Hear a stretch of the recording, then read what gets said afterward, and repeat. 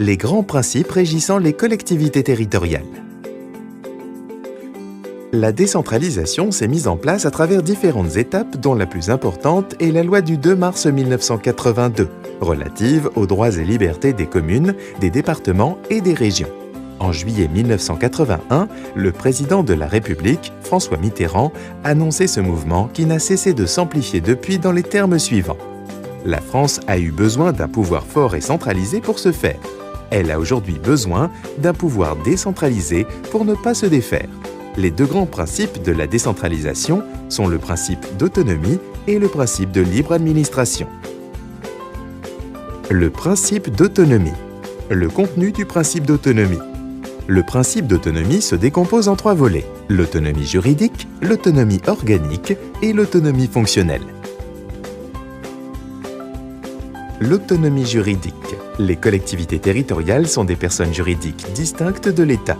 Personnes morales de droit public, elles disposent en tant que telles d'un patrimoine, de la capacité d'accomplir des actes juridiques et d'ester en justice. L'article 72 de la Constitution institue les collectivités territoriales de la République sont les communes, les départements, les régions, les collectivités à statut particulier et les collectivités d'outre-mer régies par l'article 74. Ce même article poursuit « mais toute autre collectivité territoriale est créée par la loi ». L'autonomie organique. Les collectivités territoriales s'administrent librement par des conseils élus, article 72 de la Constitution, alors que les autorités administratives déconcentrées sont nommées par l'État, le préfet. Les organes délibérants des collectivités locales, conseil municipal, conseil départemental, conseil régional, sont élus par les citoyens. La région, dont la promotion au rang de collectivité territoriale a été prévue par la loi du 2 mars 1982, ne l'est devenue effectivement qu'après l'élection des conseillers régionaux au suffrage universel direct, c'est-à-dire en 1986. Quant aux organes exécutifs, maire, président du conseil départemental, président du conseil régional, ils sont élus par les organes délibérants, donc au suffrage indirect. L'autonomie fonctionnelle. Les organes des collectivités territoriales gèrent par leur délibération leurs affaires propres, affaires communales, départementales, régionales.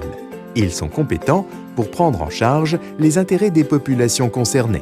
C'est la clause générale de compétence qui, traditionnellement, est liée à l'élément territorial de la collectivité.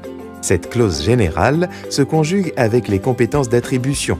Elle permet aux collectivités de se saisir de toute question d'intérêt local, même en l'absence de texte lui en donnant explicitement compétence, dès lors qu'elle n'empiète pas sur une compétence relevant d'une autre collectivité.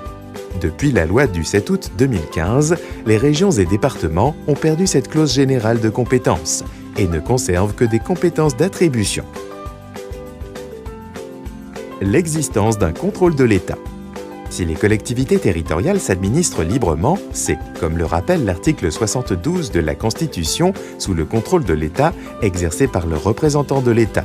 Ce contrôle ne peut être supprimé, mais il peut être réduit. C'est ce qui s'est passé en 1982, lorsque la loi du 2 mars 1982 a transformé la tutelle en contrôle. Plus précisément, le contrôle d'opportunité exercé a priori s'est transformé en contrôle de légalité exercé a posteriori. Le principe de libre administration. Le principe de la libre administration des collectivités territoriales est inscrit dans la Constitution.